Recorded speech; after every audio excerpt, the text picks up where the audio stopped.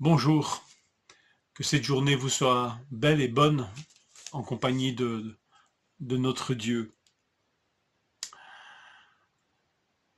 C'est Salomon qui a construit un temple. Cependant, le Très-Haut n'habite pas dans les temples faits par la main de l'homme, comme le dit le prophète. Voilà une parole vigoureuse donnée par Étienne. Lui qui est mis en accusation, notamment pour blasphémer contre le temple, il n'est pas en train d'arranger son cas ni sa situation avec une telle parole. On dirait qu'il accrédite la thèse de ceux qui l'accusent de blasphémer contre le temple. Vous vous rendez compte ce qu'il dit? Dieu n'habite pas les temples faits par la main des hommes, dont celui-ci. Mais en fait, Étienne ne fait que citer, ou en tous les cas, il tire cette conclusion du prophète Ésaïe, qui est cité dans le verset qui suit. Le prophète Ésaïe qui dira « Le ciel est mon trône, et la terre mon marchepied. Quelle maison pourrez-vous me construire, dit le Seigneur, ou quel endroit pourrait être mon lieu de repos? N'est-ce pas ma main qui a fait tout cela ?»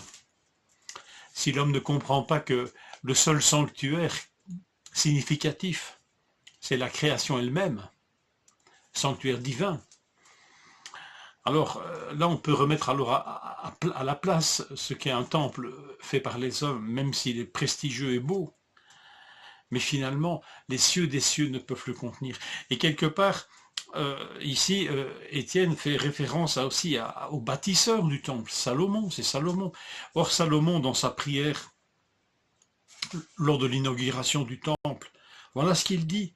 1 Roi 8, 27, donc chapitre 1 des Rois, chapitre 8, verset 27. « Mais quoi? Dieu pourrait-il vraiment habiter sur la terre? Puisque le ciel ni les cieux ne peuvent le contenir, cette maison que j'ai construite le pourrait d'autant moins. » Vous voyez, cette même... ce constat que fait Salomon dans ses meilleurs moments entre cet univers qui est le temple divin finalement, et cette maison qu'il est en train de construire, combien cette maison semble insignifiante. Et là, bon, c'est une grâce, là, c'est manifeste que Salomon prend conscience vraiment, presque dans chacune des phrases de sa prière, que le temple est une grâce que Dieu accorde. Et l'homme n'est pas en train de rendre service à Dieu en lui bâtissant une maison. Donc là, les choses sont bien mises en place. Étienne, décidément, lui revient toujours aux grandes idées centrales de ce qu'il dit dans son discours. D'abord Dieu, mais Dieu est plus grand que le temple. Et Jésus, le Messie, annoncé par les prophètes, et que vous avez crucifié, dit-il, eh bien, il est plus grand que le temple, plus important. Il est plus important de croire en Christ que de bâtir un temple, et que de l'entretenir. Alors, vu comme ça, c'est cohérent. Mais quel scandale pour ceux qui écoutent et qui ont tout centré, dont la foi est entièrement centrée sur ce temple. Là, on voit vraiment l'excès, on voit une démonstration combien l'homme, quand il construit des temples, des édifices religieux, peut faire de cet édifice religieux le centre de sa foi, au détriment d'une foi vivante envers Dieu. Ce n'est pas une fatalité, mais l'homme doit être bien conscient que le seul temple divin, entre guillemets, qui reflète quelque chose de la grandeur de Dieu, c'est la création tout entière, c'est l'univers. Et Dieu va choisir lui d'autres temples pour y habiter. Et ça, c'est déjà présent dans l'Ancienne Alliance, même par le don du tabernacle. Mais quel était le message du tabernacle? C'était Dieu réside au milieu de son peuple. Dieu réside au milieu de son peuple.